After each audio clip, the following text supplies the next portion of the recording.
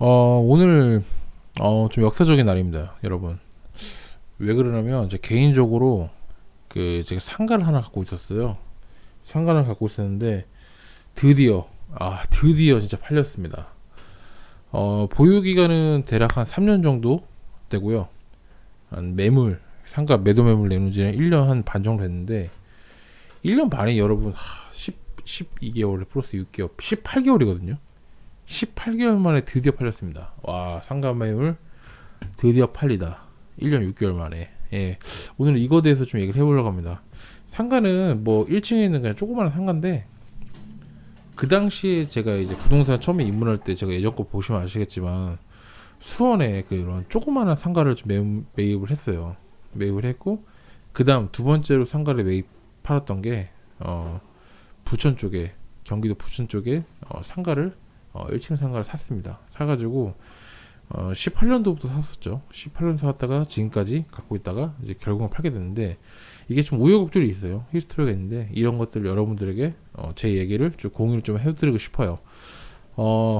계속 안 팔리던 상가였습니다. 계속 안 팔렸고 1년 6개월 동안 계속 매물이 지겹도록 올라가 있었죠. 근데 드디어 팔렸어요. 팔렸고 보유 기간은 아까도 말씀드렸다시피 18년부터 21년 대략 한 3년 정도 했었고, 3년 동안 뭐 공실 없이 월세는 쭉 받았습니다. 수익률은 시드머니 대비해서 한 6% 정도 연 수익률은 계속 낮죠. 뭐 나쁘진 않았습니다. 수익이 났었고, 플러스 덤으로 조금의 시세 차이가 났습니다. 근데 시세 차이라는 게 그 뭐 아파트만큼 뭐 엄청나게 뭐 펌핑이 돼서 뭐 그렇게 난 게 아니라, 아무래도 상가다 보니까 조금의 그런 시세 차익은 조금 보게 됐습니다. 근데 이제 문제가 있어요. 근데 여기서부터 이제 짚고 넘어갈 할 부분인데, 마냥 좋아할 만한 일은 아닙니다. 한번 어떤 상황인지 한번 볼게요. 자, 뭐냐면 세입자가 이 상가를 어떤 용도로 썼냐면 그 사무실 혹은 창고로 썼어요. 그래서 그 1층에 있음에도 불구하고 뭐 예를 들어서 미용실이나 뭐 부동산이라든지 아니면 뭐 일반 가게라든지 했으면, 소매점 같은 경우는 아무래도 좀 오픈을 해놓고 좀 보이게끔 디스플레이 해놓고 그러는데, 여기 같은 경우는 이제 사무실 쓰다 보니까 좀 안을 가렸죠. 예, 그런 부분이 있었고, 상가 또 월세 계약은 이미 종료가 됐어요. 그 전에 종료가 됐는데, 그때 이제 코로나가 이제 막 터지고 막 할 때였죠. 그러니까 작년 초 그 정도로 기억을 해요. 근데 착한 임대인 열풍이 불어가지고 착한 임대인 해서 월세를 좀 깎아달라고 좀 그렇게 얘기를 하더라고요. 그래서 제가 그때 당시 그렇게 얘기했죠. 아니 참, 무슨 내가 월세를 그동안 안 올린 것도 계속 올리려고 했는데 계속 안 올렸다, 무슨 소리 하시냐. 차라리 월세에 대해서 좀 불만족스러우시면 제가 보증금을 내어드리고, 어차피 계약이 종료가 됐기 때문에 차라리 그냥 빼주시라, 차라리 그냥 공실로 두는 게 나을 것 같다 라고 얘기했지만, 그분께서 바로 전화를 끊고 다음날 바로 월세를 넣어주셨습니다. 그렇게 하다 보니까 어차피 상가 임대차 보호법이 있잖아요. 임대차 보호법이 있기 때문에 자동으로 어쨌든 간에 연장이 됐습니다. 연장이 됐는데, 가끔씩 한번 이런 적이 있었어요. 이런 적이 있었는데 월세를 안 내시더라고요. 그래서 저는 월세가 연체가 2개월이 되면 기본적으로 제가 해지 사유가 되기 때문에 그걸 좀 기다렸습니다, 사실. 왜냐면 공실로 만들어야 좀 팔리니까. 왜냐면 이게 지금 사무실 플러스 창고를 쓰다 보니까 아무래도 볼 수가 잘 없잖아요. 볼 수가 없기 때문에 눈에 좀 보이게끔 제가 나름대로 노출을 하기 위해서 그렇게 하려고 했는데, 또 월세가 최대 연체 1개월밖에 안 되셔가지고 월세를 꼬박꼬박 잘 내시더라고요. 잘 내셔서 그것도 안 되고 자연스럽게 계약 연장되고, 그리고 살려는 사람은 굉장히 많았고, 어차피 1층이다 보니까 메리트는 있었고. 근데 볼 때마다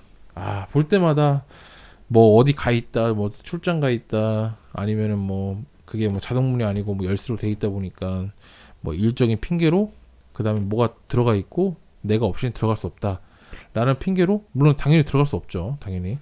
그럴 때마다 매수자가 보려고 할 때마다 협조가 너무 안 되던 시기였습니다. 그래가지고 자연스럽게 본의 아니게 1년 6개월 동안 그렇게 안 팔리고 계속 지속이 된 거죠.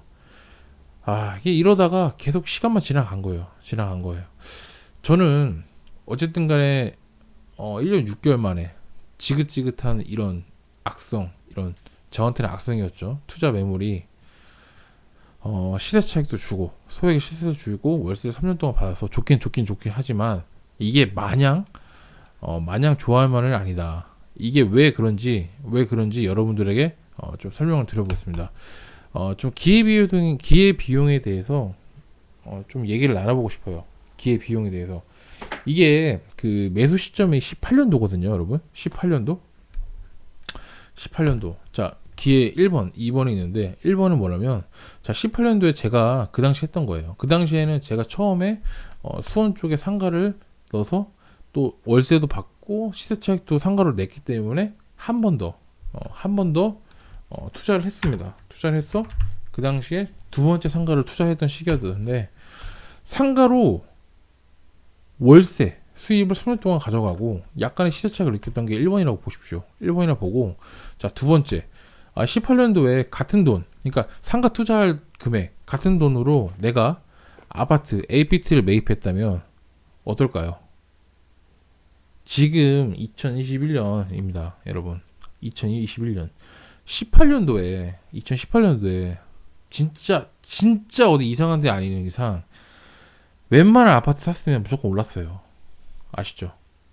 그러니까 이런 것들을 얘기하고 싶은 거예요. 어쨌든 간에 저도 사실 이게 뭐 손해봤다, 실패했다, 뭐 그런 투자는 절대 아닙니다. 절대 아닌데, 약간의 미련, 아쉬움 남는 건 어쩔 수가 없는 것 같습니다. 이게 기회비용에 대해서 확실히 들 수밖에 없는 상황입니다. 과연 어느 투자처가 돈을 많이 벌었는가? 답은 나와 있습니다, 여러분. 그러니까 중요 포인트는 뭐냐면, 여러분, 한정된 자금. 왜 우리의 돈은 한정돼 있잖아요. 우리가 무한정으로 돈을 찍어낼 수 있는 것도 아니고 우리가 갖고 있는 CD가 한정적입니다. 한정된 자금으로 여러분 최대한의 효과를 누려야 됩니다. 그것도 실패 없는 투자. 돈을 우리가 돈 복사해야 되고, 돈의 미래 에셋 파킹이, 그러니까 자산 파킹 내 주차된 게 점점 더 값어치가 커지는, 그래야 나도 성장할 수 있는 그런 최대한의 효과를 누리셔야 되는데, 여러분, 근데 매도라는 게 사실상 어려워요. 뭐냐면 어떤 시점, 그러니까 몇 년도에 어느 시점 매도를 파냐, 어떤 그런 규제가 나오냐, 어떤 시점, 그다음 어떤 금액, 그러니까 매도 금액, 양도 금액이 어떤 금액을 팔아도 후회합니다. 왜? 내가 팔아서 더 오를 수도 있고 더 떨어질 수도 있는데, 그 1년 2년 지나서 떨어졌지만 다시 또 내가 판 금액보다 더 오를 수 있는 게 때문에 전혀 알 수가 없어요. 왜? 반드시 후회하기 마련입니다. 어떻게 팔아든, 어떻게 팔든 간에 여러분 꼭지점에 팔다고 해도 나중에 또 찍고 다시 꼭지점에 갈 수 있기 때문에 여러분 어떤 금액 팔아도 후회를 하기 마련입니다. 중요 포인트는 뭐죠? 중요 포인트는 내가 덜 후회하는 쪽에 선택하시는 게 가장 이상적인 매도 포인트가 아니라 거라 저는 생각을 합니다. 덜 후회하는 쪽, 그러니까 후회를 아예 하지 않는 쪽은 없습니다. 덜 후회하는 쪽. 예. 이렇게 보시면 될 것 같고, 사실상 이제 투자에서는 여러분 무조건 투트랙으로 가셔야 되는데, 약간 투자는 이런 게 있어요. 그러니까 시세 차이. 보통 이제 아파트 전세 끼고 갭 투자하는 게 보통 대표적이겠죠. 내가 1억이라는 돈을 투자를 해서 합의 전세 보증금 2억 끼고 3억이라는 돈을 굴리는 거예요. 1억 가지고. 그렇게 했을 때 2년 후에 그 돈이 3억짜리 아파트가 5억이 됐다. 그러면 내가 1억 가지고 3억을 버는 거죠. 2억까지 해서 1억으로 3억을 만드는 이 기적 같은 마법의 효과. 이게 바로 시세차익형 투자. 단 내가 그러니까 보유하고 있는 기간 동안은 돈이 생기지가 않죠. 왜? 시세차익형 투자니까. 두 번째는 매월 수입이 나는 구조입니다. 수월. 이거는 이렇게 볼 수 있죠. 그러니까 부동산 투자로 봤을 때 월세 대표적으로 월세가 되겠죠. 월세가 되고, 뭐 상가, 뭐 아파트 월세, 뭐 이런 식으로 되겠죠. 혹은 뭐 부동산이 아니더라도 여러분 한정된 자금을 투자한다고 하면 제가 지난번에 말씀드린 스마트 스토어, 혹은 사업, 혹은 장사, 혹은 뭐 그런 여러 가지 유형이 될 것 같은데, 이런 여러 가지 이제 사업적인 장사적인 측면을 통해서, 아니 혹은 여러분들 코인이나 주식이나 이런 것들로 돈을 굴리면서 매일매일 페이데이를 매월 낼 수 있다. 이렇게 될 수가 있는데, 반드시 이게 사람마다 성향이 다르기 때문에 뭐가 맞다라고 할 수 없지만, 일단은 한정된 자본으로 내가 어떤 곳에 포인트를 줘야 되는지 이것 또한 반드시 가야 됩니다. 첫 번째로 내가 시세 차익형으로 갈 것이냐, 아니면 매일매일 페이데이로 갈 것이냐 라고 봤을 때, 저는 젊었을 때는 당연히 시세 차익형 위주로 가야 되고, 시세 차익형 구조가 어느 정도 완성이 되면 매일매일 페이데이가 반복이 돼야 됩니다. 그래서 무조건 투트랙 구조가 완성이 돼야 된다. 처음부터 매일매일 페이데이를 구조로 가게 되면 시세 차익형 투자가 멀어지기 때문에 둘 다, 결론적으로는 둘 다 해야 된다. 하지만 일의 순서가 있듯이 기회비용을 잘 따지셔야 됩니다. 예, 잘 따지셔야 됩니다. 제가 3년간 진짜 월세 수입 받고 좋았어요. 좋았는데 후회하는 건 어쩔 수 없나 봅니다. 사람인지라. 그리고 여러분들도 어떤 시점에 어떤 투자 유형을, 뭐 아파트든 상가든 뭐든 간에 반드시 언젠가는 팔게 돼 있습니다. 반드시 후회합니다. 하지만 덜 후회하는 쪽으로 선택을 하셔야 된다. 이거는 제 상가 정말 안 팔렸거든요. 그래서 마음고생도 정말 많이 했습니다. 정말 많이 했는데 드디어 팔린 거예요. 드디어 팔린 거고, 진짜 속 시원하고 진짜 후련합니다.